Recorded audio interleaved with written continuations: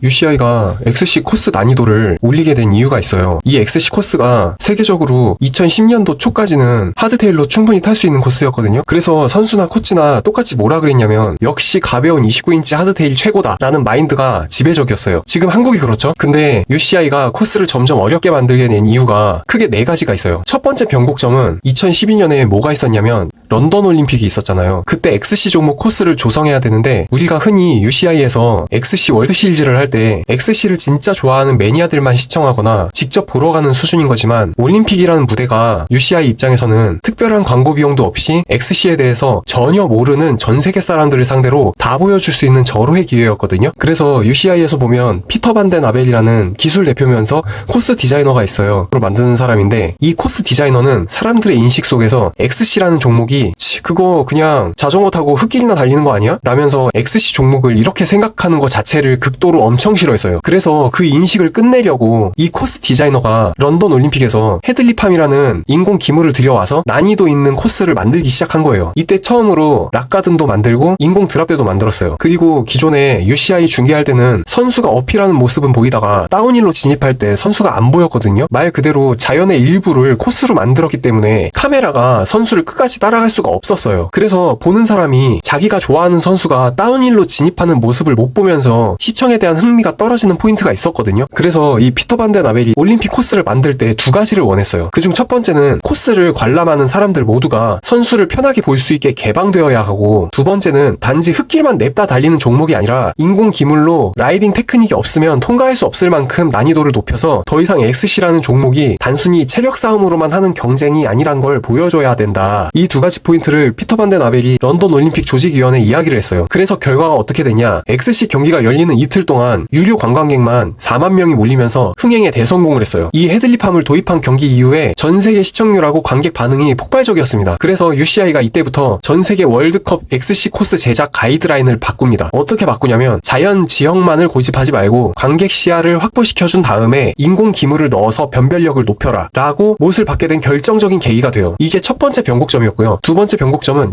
2016년도인데 이때 무슨 일이 일어났냐면 이때는 리우 올림픽이 있었어요. 아까보다 4년이 지났으니까. 근데 이 XC 종목에 누가 나왔는지 기억하세요? 그 사이클 선수 피터 사간 있잖아요. 얘가 출전했던 걸로 이슈가 크게 됐거든요. 근데 이것 때문에 UCI MTV 쪽에서 엄청 긁혀버린 거예요. 아니 사이클 타던 애가 자기 체력 된다고 마음대로 XC 출전할 수 있는 정도면 XC라는 정체성이 지금 어금니가 흔들리는 정도로 온 거거든요. 만약에 피터 사간이 여기서 입상이라도 하게 되면 XC라는 입지가 완전히 찌그러지는 거죠. MTV를 왜 타냐 이거야. 어차피 사이클 타서 근지구력이 월등한 애가 오면은 다 씹어먹는데, 그렇게 되면 사이클판에서나 있던 체력으로 밀어붙이는 파워게임이 MTV 쪽에서도 통한다는 거잖아요. 그래서 UCI MTV 쪽에서는 아무리 체력이 좋아도 테크닉이 없으면 탈 수 없을 만큼 이때 난이도를 또 대폭 올리는 결정을 하게 됩니다. 이때 피터 사간이 결과가 어떻게 되냐면 펑크가 나서 컷오프 처리가 됐어요. 근데 얘가 MTV 쪽에서는 랭킹이 낮아서 맨 뒷줄에서 출발을 했는데도 스타트 하자마자 앞으로 치고 나오더니 한 바퀴도 안 돼서 공동 3위까지 올라갔습니다. 그러니까 펑크가 안 났으면 어떻게 됐는지는 모르는 거예요. 진짜 입상할 가능성도 있었던 거예요. 그 다음 세 번째 변곡점은 선수들의 부상을 줄이기 위해서예요. 이게 약간 의아하게 들리실 수도 있는데 그런 코스를 쉽게 만들어야 되지 않나 하실 수도 있죠. 근데 코스가 쉬우면 어떤 일이 벌어지냐면 선수들이 대규모로 팩이 형성되거든요. 그 팩이 유지되는 상태로 경기가 계속 진행되면 코스가 갑자기 좁아지는 병목 구간에 접어들었을 때 팩이 엉키면서 심한 충돌이 일어납니다. 이때 선수 쇄골도 부러지고 난리가 나거든요. 그러면 그 선수는 강제 시즌 오프예요. 그래서 UCI 쪽에서는 이 낙차 트라우마를 최대한 줄이기 위해서 어떻게든 그 팩을 찢어놔야 됩니다. 되도록이면 선수들을 일렬로 세울 수 있는 정도의 코스 변별력을 만들어 놔야 돼요. 그러려면 테크니컬한 구간의 비중이 현재보다 높아져야 되고 난이도가 낮은 대신 먼 거리를 돌아서 가게 하는 B라인을 만들게 된 거죠. 선수가 코스를 타다 보면 넘어질 수도 있는 거예요. 근데 자기 혼자 코스를 타다가 넘어지는 건 자기 힘으로 일어나서 다시 갈 수가 있어요. 근데 다른 사람하고 엉켜가지고 넘어지는 건 운 나쁘면 진짜 크게 다칩니다. 그래서 이거를 미연에 방지하는 거에 UCI가 책임감을 느끼고 난이도를 올렸던 이유입니다. 그리고 마지막 네 번째 변곡점은요, 더 좋아진 장비와 더 가벼워진 자전거인데요. 기술이 점점 발전하다 보니까 요즘 풀샷이 예전에 하드테일 무기랑 비슷해져 버렸습니다. 그에 따라서